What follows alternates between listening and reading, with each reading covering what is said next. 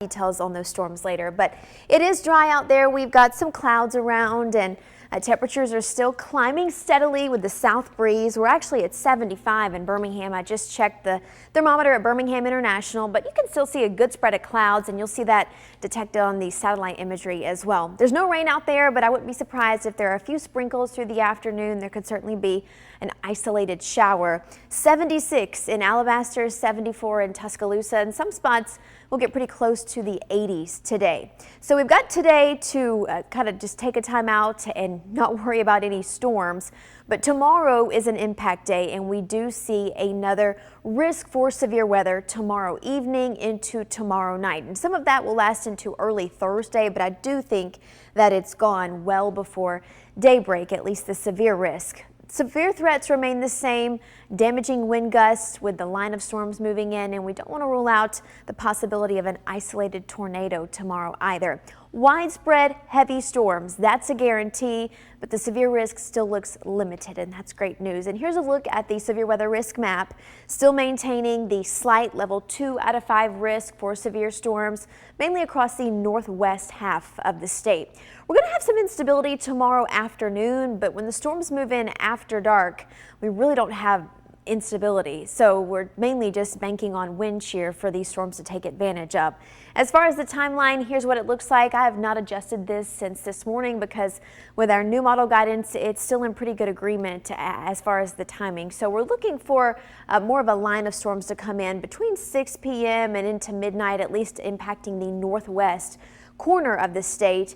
And then those will continue to push south through the overnight hours and getting closer to, say, Clanton and Sylacauga, Rockford by 2, 3 a.m.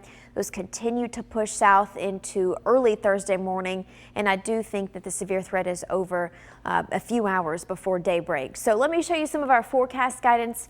We've got a possibility of a few storms developing out ahead of the main line tomorrow afternoon and evening. I wouldn't say that that's highly likely in this setup, but we could have a few storms that do try to get ahead of the line, and we'll be watching those closely.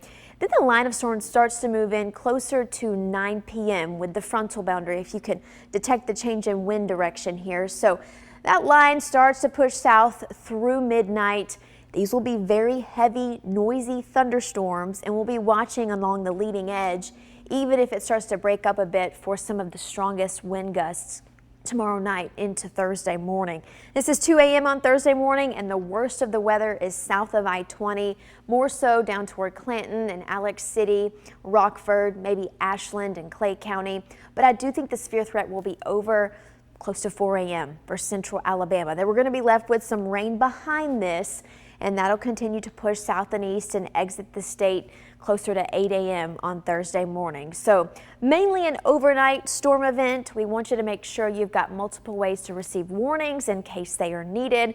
Of course, we're going to be here watching it all play out and would be on air if a warning is needed. Close to 80 today, warm tomorrow, and then Thursday we're actually dropping into the 60s. Some spots will not get out of the 50s on Thursday because of a sharp northwest wind that's bringing the chill back into the air. Friday morning, we're waking up in the 30s and 40s. There could be some areas of light frost, especially across North Alabama.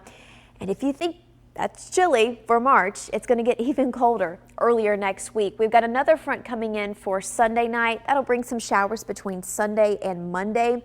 And then Monday afternoon, we're only going to be in the low 50s. But for Tuesday morning, we could be in the 30s area wide, and that would mean a freeze. So winter's not over just yet. You're going to have to pull the coat back out by Friday morning.